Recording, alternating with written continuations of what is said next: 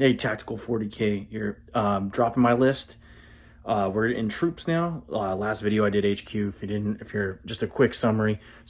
We're building the Raven Guard army. One of the underdogs. We're gonna take it. This is part of the Tactical 40K challenge. Pretty much is we're gonna take a list that doesn't do very well, or not a list, an army that doesn't necessarily do very well in the current scheme of things, and we're going to turn them. We're going to try to make a competitive list. So right now we got HQs I talked about. I'm still waiting on a Shrike model, but I got Shrike. He's coming with us. Then I got a Lieutenant Phobos, and with some warlord traits we're going to work on, because this army is already heavily maneuver oriented and very sneaky. So when we go into troop slots, I'm just taking 3 slots. I'm just doing 3 slots. Because my elites are going to be where a lot of the points are going to be spent, elites, and then a couple of speedy things in my fast attack, but my elites are going to be where it's at, and I got to get the models. I'll be totally honest. I only got so many models so far, and only so many painted. Like right now, I got my lieutenant. He's almost ready. I got to get a good white because I'm trying to get a shoulder pad, but I got my infiltrators done. And then I got to get in their cursor squad because I guess I just gave it up. So here's what the troops are. Here's where I'm at my troop slot. So we're going to take, I know I'm shaking a little bit. I just got out of the gym. We are going to take 2 squads of infiltrators and a squad of incursors. And I'm sure that's not like out of the ordinary for anybody that's ran a Raven Guard army. But here's my thought process on that, because what you're going to see when I get my elites, my elite units, and some of my heavier support and whatnot, you're going to see what these guys are, why I'm picking these 3 units. I could have just gone all infiltrators. But for the points, really, the incursors aren't that bad. They're a pretty good unit, and you look at what they have. So I guess I'll go over the scheme of maneuver, like what we're going to do with these guys. So what are infiltrators good for? Well, infiltrators, they infiltrate, that's for one. But so they have some interesting deployability traits here. So if we look at like an infiltrator squad, what do they have? Concealed positions. So I don't know if you're really familiar with that. If you're not familiar with that trait, we'll see here. I got the incursor data sheet up because I was going to talk about them a little bit. Where is concealed positions? I just had it pulled up here. Anyway, that's not why I'm taking these guys anyway. But that is an interesting ability. But here's what I am taking them is because they can secure the flanks. They can hold positions and they can secure flanks. And what I mean by one you can make them with like a Helix Gauntlet, a little bit more durable. They have an interesting firepower too. They have the, the Marksman Bolt carbine, which allows you to, with a hit roll of 6, you can, skip wound rolls. So that's pretty cool. And they also, what is it? Yeah, so it says like each unmodified hit roll of 6 made with this weapon automatically hits, resulting in a wound. I know there's a lot of rules, and this is a new army for me, so I'm just like kind of reading off stuff. So I'm a little iffy on. I'm learning. I'm spooling myself up. So if I have to refer to these rules, just don't mind me. Cut me some slack. Anyway, so they have a pretty interesting weapon. It's not it's not the best thing in the world, but here's what they do. So if you can deploy them, you have if you're facing armies that happen to be able to outflank, so like an Imperial Guard army, or maybe they can deep strike, whatever the case be, maybe another Space Marine army, maybe a real fast army. These guys will prevent that. I think it's within 12 inches. They can't, they pretty much secure yourself in a 12-inch radius. So if you can run these guys up on flanks, they can protect your main force. We call that the main effort. And these would be like a supporting effort. So these guys can secure the flanks of your army. So that's what I'm going to utilize them for. Not necessarily the best unit, but they're not necessarily that expensive, and they do secure the flanks and they secure positions. And their infiltrating ability, if you put, like I said, the Helix Gauntlet on them, You can ignore the first like failed I think it's the first failed roll or something. Let me look that one up. So like if you fail a wound roll or a save, you fail a save, I think the first one with that per a battle, you can ignore it. Or it goes to damage 0 or something like that. So that's a cool thing about it. You can arm these guys with comms and get abilities across the battlefield. Anyway, let's go into the incursors because I want to keep this kind of short. So infiltrators, and I'm going to show my guys here. I'm on my bed here, but here's my infiltrators standing in the ready here. I don't have bases on them yet, and maybe my markings aren't the greatest thing in the world because I just did it like third company, and did a couple of cool, shoulder pad markings with the old Legion number on there.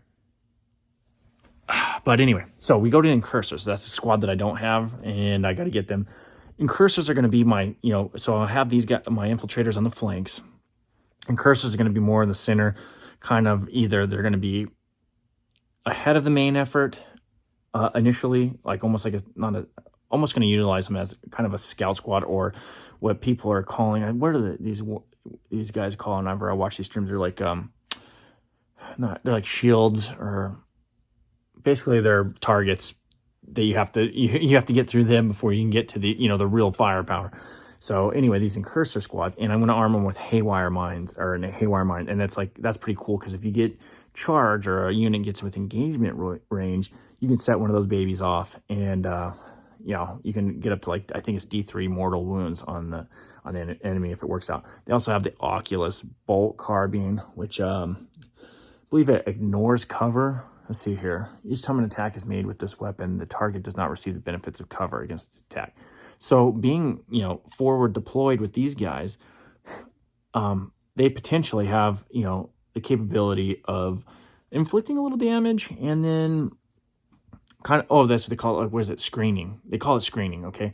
And kind of screening for I'm going to call it the main effort, because that's what military terminology. You have a main effort and supporting effort. So my infiltrators are my supporting effort, and incursors are a supporting effort as well, but as a screening unit. And they can hold on to an objective. So we look at those incursors, and I believe, they have it looks like they have the concealed carry rules, or concealed positions rules, but the incursor squad. So they have some interesting stuff going on them. So the point being is that's our troops, and we're going to have them kind of flared out, and where we are trying to stop possible flanking maneuvers and stop deep strikes, or at least to the point where they can actually affect more prescient units that we're going to utilize for engaging the enemy and scoring points.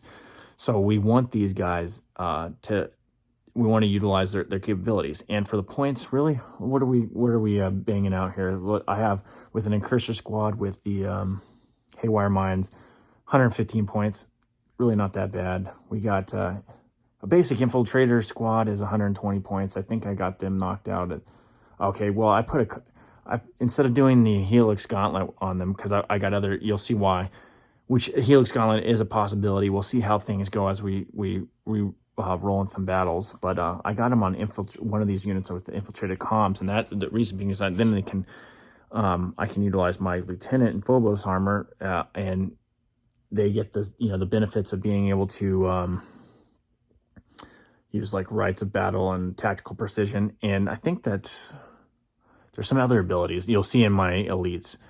I know I'm a little scattered on this because I'm just now putting this together. But so anyway, the troops, I said incursor infiltrators, basically to screen, block flanking maneuvers and deep strikes, and to possibly hold positions. But you'll see in what my rest of my list as we go through it, and I'm probably going to jump from the elites because I don't have those models yet, and we'll probably do a video on like how I'm finding these models on the cheap instead of paying full box price for them. And I'm going to pay full box price on some of them because I want to customize them myself the way I want to. But some of these I can find from various sources. But regardless, I might jump to the heavy support because I actually have one of those units, and I'll talk about how I'm going to utilize those.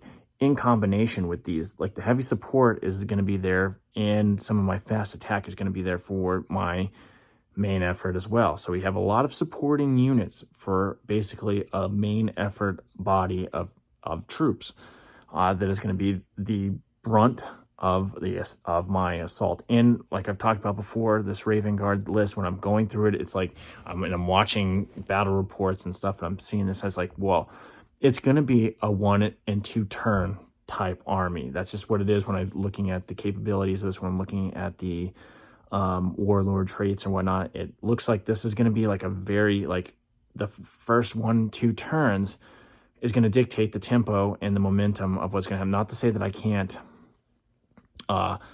make some strides in, a third or fourth turn, but that first and second turn are going to make and break a lot of things with this army, especially when I'm looking at the secondary options and objectives and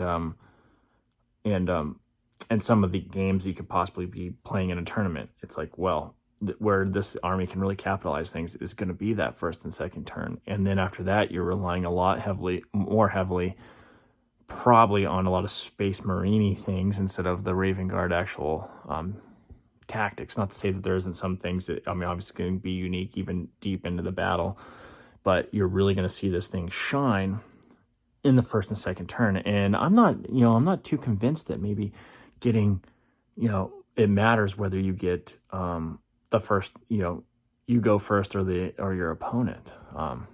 So anyway, that's it. That's my troops. Basically a total, I'll give you the points total of running those 3 squads with, basic, upgrades. If I can get on there. 360 points in troops. Out of a 2,000 point army, not that bad. Not that bad. Like I said, most of my points, like a good, almost half of it's going to be mainly elite points. So the rest of the points are out of the, the org chart. We're looking at a very even distribution of points besides when we get into the elites, and you're going to see why. Anyway, talk to you later. Peace.